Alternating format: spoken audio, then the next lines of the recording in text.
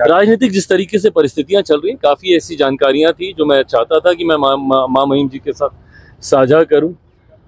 उनके द्वारा भी कुछ प्रश्न थे, उन विषयों को लेकर चर्चा हुई। कोई जिस कारण आज माँ महिम राज्यपाल जी से आज मुलाकात की गई है। मेरे नेता मेरे पिता आदरणीय रामविलास पासवान जी का जयंती दिवस आगामी 5 तारीख को है।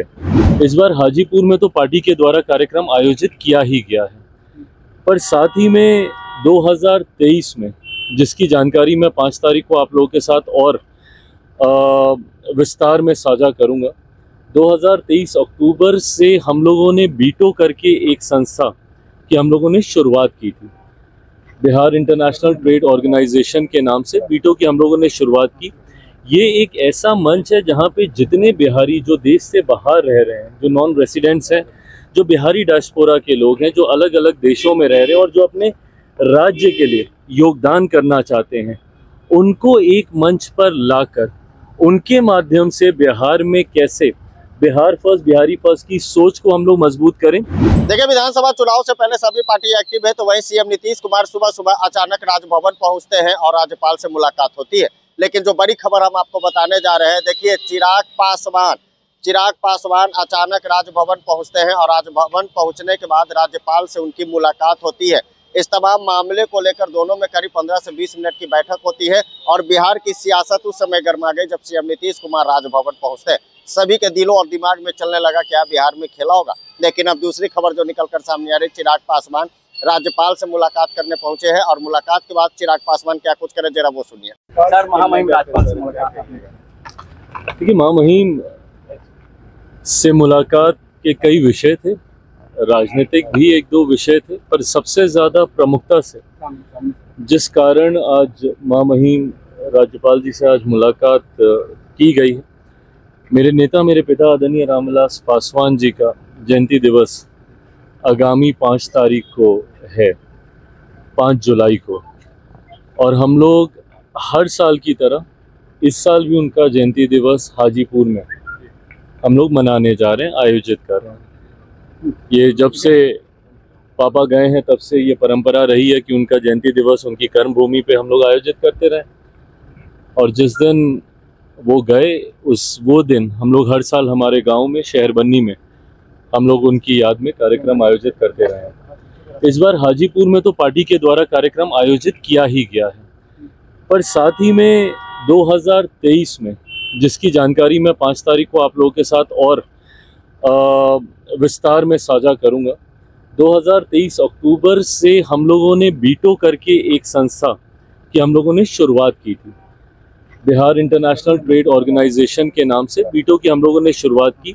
ये एक ऐसा मंच है जहाँ पे जितने बिहारी जो देश से बाहर रह रहे हैं, जो नॉन रेसिडेंट्स हैं, जो बिहारी डायस्पोरा के लोग हैं, जो अलग अलग देशों में रह रहे हैं और जो अपने राज्य के लिए योगदान करना चाहते हैं, उनको एक मंच पर लाकर उनके माध्यम से बिहार में कैसे बिहार फर्स्ट बिहारी फर्स्ट की सोच को हम लोग मजबूत करें। इस सोच के साथ बीटो का गठन किया गया था। आज बीटो लगभग 17 देशों में सक्रिय भूमिका में है।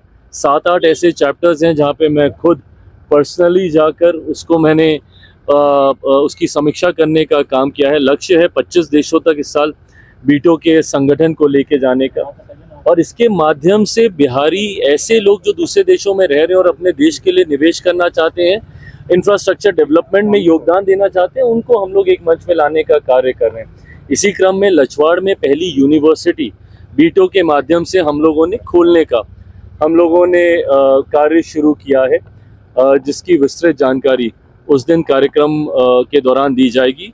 5 तारीख को संध्या 6 बजे ऊर्जा भवन में इस कार्यक्रम को आयोजित किया जा रहा है। ऐसे में क्योंकि माँ महिम का व्यक्तिगत तौर पे भी मेरे नेता मेरे पिता आदरणीय रामविलास पासवान जी के साथ पुराने संबंध रहे, दोनों एक दूसरे के साथी रहे, एक दूसरे के साथ दोनों ने कार्य किया है, तो ऐसे में उनकी यादों को, उनके साथ जुड़े हुए किस्सों को साझा करने की सोच के साथ आज मैं आया था कि मैं माँ महिम जी से मैं आग्रह करूं उम्मीद करता हूं कि उस दिन वाले कार्यक्रम में वो उपस्थित रहेंगे। इस विषय को लेकर आज उनसे मुलाकात मुद्दों को लेकर क्या कुछ बातें हुई? राजनीतिक जिस तरीके से परिस्थितियां चल रही हैं, काफ़ी ऐसी जानकारियां थी जो मैं चाहता था कि मैं मां महिम जी के साथ साझा करूं।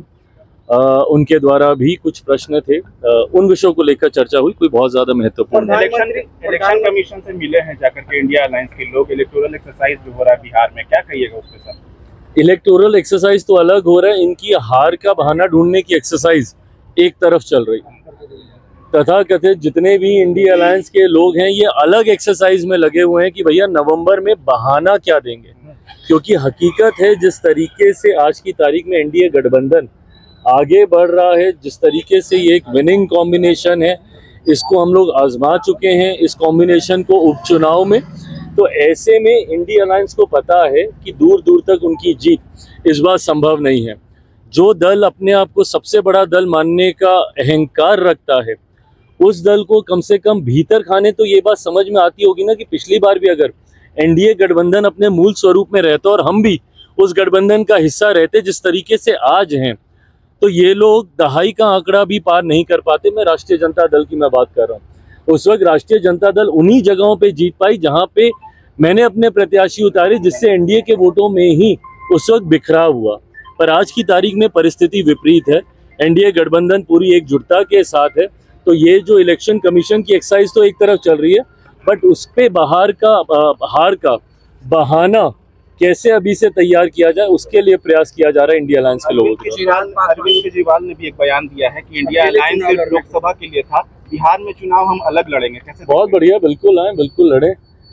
बिहार और बिहारियों को उनको जानने में अभी बहुत समय लगेगा। दिल्ली में भी बिहारियों की एक बड़ी आबादी थी जिन्होंने इनको नकारने का काम किया।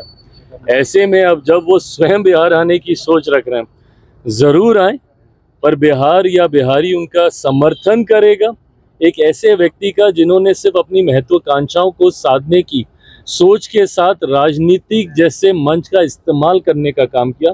कभी बिहारियों का समर्थन उन्हें नहीं मिलेगा। प्रधानमंत्री को सर्वोच्च सम्मान मिला। मैं मेरे प्रधानमंत्री को बधाई देता हूँ, गर्व होता है भाई हम लोग को जब अलग अलग देशों में मेरे प्रधानमंत्री जाते हैं और उस देश के सर्वोच्च सम्मान से उन्हें सम्मानित किया जाता है। मुझे लगता है अपने में ये एक इतिहास है कि देश के किसी एक प्रधानमंत्री को इतने देशों का सर्वोच्च सम्मान मिले। एक भारतीय होने के नाते मुझे गर्व होता है, उनके साथ कार्य करने का मुझे सौभाग्य मिला, उस नाते मुझे गर्व होता है कि एक ऐसे व्यक्ति के साथ मैं कार्य कर रहा हूँ जिनको देश ही नहीं दुनिया के जितने राष्ट्र अध्यक्ष हैं वो अपने अपने देशों का सर्वोच्च सम्मान देकर सम्मानित करते हैं। चिराग जी, आपने बयान दिया था कि चिराग पासवान को रहते वर्ग दलितों को कोई कुछ नहीं कर सकता। जीतन राम मांझी करें कि चिराग पासवान न समझ है, अनुभव की कमी है, जो करते हैं वो करते नहीं। बिल्कुल ठीक कह रहे हैं भाई, अनुभव आप देख रहे हैं। आदरणीय मांझी जी मेरे पिता तुल्य हैं, उनकी उम्र और हमारी उम्र में फर्क देखिए कितना है। कतई उनके अनुभव से मेरे अनुभव की तुलना नहीं की जा सकती, और इसीलिए समय समय पर हमेशा मैंने उनके मार्गदर्शन की अपेक्षा रखी है। संसद में भी जब हम दोनों लोग साथ बैठते हैं तो उनसे यही मार्गदर्शन मैं लेता हूं कि अगर कहीं मैं गलत जा रहा हूं, मुझसे कोई गलती हुई हो तो ज़रूर वो मेरा मार्गदर्शन करें। ऐसे में उनकी जितनी बातें हैं, कई बार मीडिया के माध्यम से उन बातों को प्रस्तुत ऐसा किया जाता है जैसे वो कठोर शब्द हैं, पर बड़ों के कठोर शब्द भी आशीर्वाद के समान होते हैं। ऐसे में उनकी सारी बातें मेरे सराखों पर, और अगर कभी विपक्ष के लोग सोच रहे हैं